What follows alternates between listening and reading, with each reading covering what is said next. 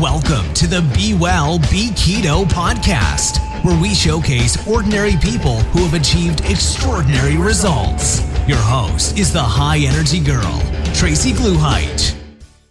Hey everyone, this is Tracy with Be Well, Be Keto, and I'm super excited today because we are going to interview Kate Pavlick, who has an extreme transformation, and I found her on Instagram, so you can follow her. Her name is Keto Queen Supreme, and thank you, Kate, so much for coming on our show today. I'm just so excited to hear your story.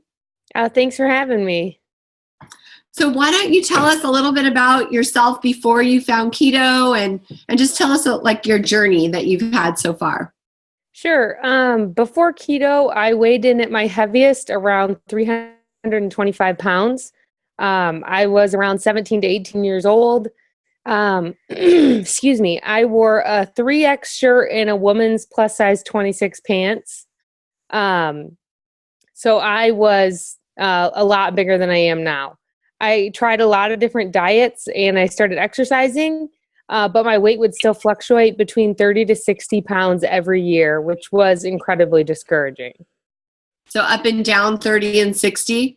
30 to 60 pounds. Sometimes I would lose 30 pounds and then gain that plus another 30 and then lose 60 pounds and then go back up 20 pounds. It was, for the first few years when I started trying to lose weight, it was up and down all over the place.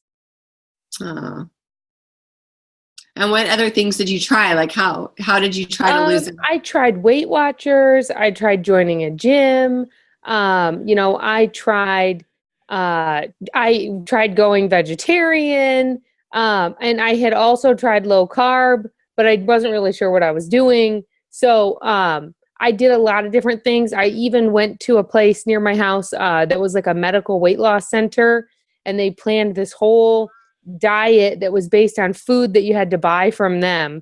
So they kind of tricked me to get me in the door, and then I had to spend all this money and it still didn't even work. They wrote me a paper that said I would lose 50 pounds within so many weeks, and I didn't lose any weight at all. Yeah, I hate that. They want you to eat their fake food and it's probably way too low calorie and you're starving and want to chew your arm off. Yeah? Yes, yeah. Absolutely. I can resonate with that story. And you were only 18? Correct. Yep. I was heavy my whole childhood, but up into my teenage years when I started working and I had my own money, I loved buying myself treats. So I would stop at the gas station and buy 3 or 4 candy bars in the morning and then just eat them all day. And then when I got out of work, I would, stop at Taco Bell and buy a whole bag of food and just eat it all by myself. And that was, I guess, kind of what I fell back on. And the bigger I got, the more I struggled with relationships and feeling like I was, normal. I got harassed a lot in school. And so that's when I decided I really needed to make a change because I was so tired of not being happy with my own body.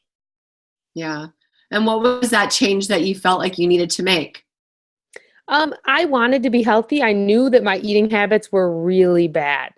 I knew that the choices that I had made were what led me to where I was, and that nobody was going to fix it for me, that I was going to have to go out and do it by myself. Yeah. So I kind of found keto because I started doing low carb, and I realized, ping-ponging back and forth between different diets, that low carb was what had worked best for me. So I started doing a little bit more research online. And I read an article about keto, and it said you can't just eat low carb. You need to be eating high fat as well. And that's where you get your energy from. So I did more research, and I actually realized what keto was. And I just kind of like jumped in head first. And it has been amazing. It's incredible. I love it. And how long ago was that? About 2 years ago was when I really figured out what keto was. And I have been pretty much on the straight and narrow since then. Obviously, I've had slip-ups like everybody does, but I've really made it a part of my life and like my entire lifestyle now. So it works well. And what's your favorite part about it? My favorite part about keto is the fact that there are so many options and recipes out there. You can get on Instagram, which is where I spend a lot of time.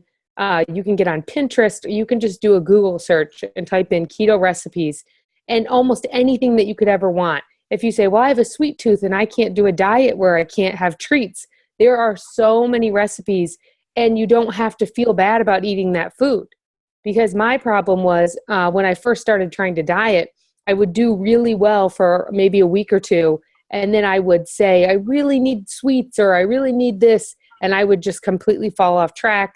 And that would cause me to go for weeks of eating awful food and feeling sick.